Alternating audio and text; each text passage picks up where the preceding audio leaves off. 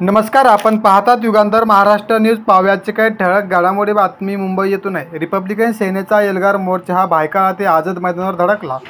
छत्रपती सम्राट अशोक यांच्या जयंतीनिमित्त मुंबई ते राणीबाग, भायखळा ते आझाद मैदान येथे भर उन्हात बोधिसत्व डॉक्टर बाबासाहेब आंबेडकर यांचे नातू, रिपब्लिकन सेनेचे सरसेनानी आनंदराज आंबेडकर यांच्या नेतृत्वाखाली बोधगया मंदिर कायदा 1949 रद्द करण्यात यावे, बौद्ध धर्माचा वारसा हिसकावून घेणे, तमाम देश विदेशातील बौद्धांचे श्रद्धास्थान असलेल्या बोधगया महावीरावर अतिक्रमण आणि छेडछाड करत असल्याने सदर हा कायदा रद्द करण्यात यावा, अशा विविध मागण्या एल्गार मोर्चात करण्यात आल्या होत्या. तसेच दुपारी 2 वाजता भर उन्हात प्रथम महापुरुषाच्या प्रतिमेला पुष्पहार अर्पण करून त्रिशरण पंचशीला वंदना घेण्यात आली. तसेच या मोर्चामध्ये भारतीय राज्यघटनेचे शिल्पकार डॉक्टर बाबासाहेब आंबेडकर यांचे नातू, रिपब्लिकन सेनेचे सरसेनानी आनंदराज आंबेडकर, भारतीय बौद्ध महासभेचे राष्ट्रीय कार्याध्यक्ष डॉक्टर भीमराव यशवंत आंबेडकर, मनीषिताई आनंदराज आंबेडकर, युवा नेते अमन आंबेडकर, भंतेजी बी संगपाल महातेरो यांचं लढाऊ पॅंथर जवी पवार, राष्ट्रीय सचिव BS गायकवाड गुरुजी यांच्यासह आदी मान्यवरांनी या एल्गार मोर्चात जनसमुदायासमोर मार्गदर्शन केले.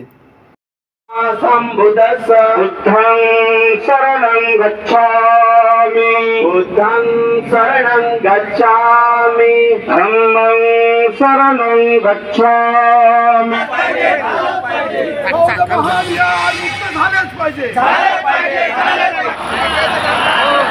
एक आंबेडकर ने फिर से ही लड़ा ना.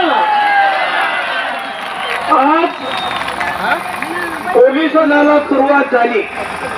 अनागरिक धम्मपाल यांनी सुरुवात केली आणि प्रस्थापित होण्यासाठी जाणीवपूर्वक मौर्य साम्राज्य या ठिकाणी निर्माण होणं म्हणजे सम्राट अशोकाची भूमिका.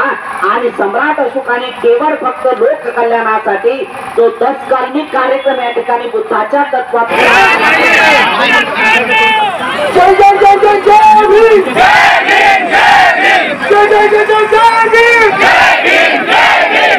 आपण लाखोच्या संख्येने आलो.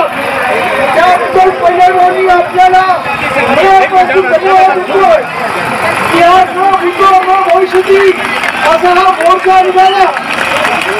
परंतु दुर्दैवाने पोलिसांनी आपल्याला बरा धक्का करत केला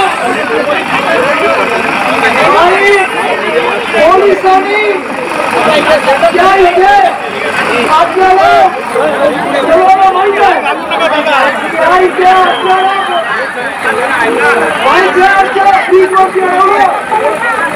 आणि हा मोर्चा निघून येण्यासाठी जेवढे प्रयत्न करता येईल तेवढे केले.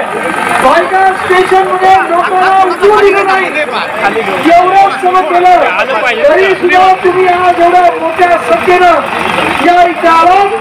त्याबद्दल मी आपल्या सर्वांना क्रांतिकारी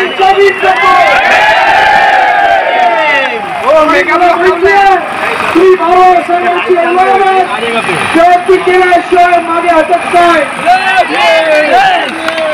आपल्याला आता काही झालं तरी तथागत भगवान गौतम बुद्धाला जिथे ज्ञान प्राप्त झालं ते महाराज मोदी कुटुंबीय हे बौद्धांच्या ताब्यात आलंच पाहिजे.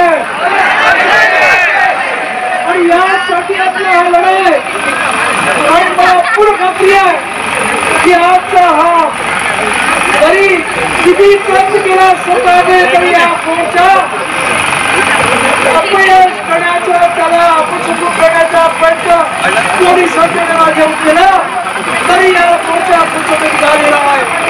आणि म्हणून मला देशाच्या मोदीला सांगायचं तसंच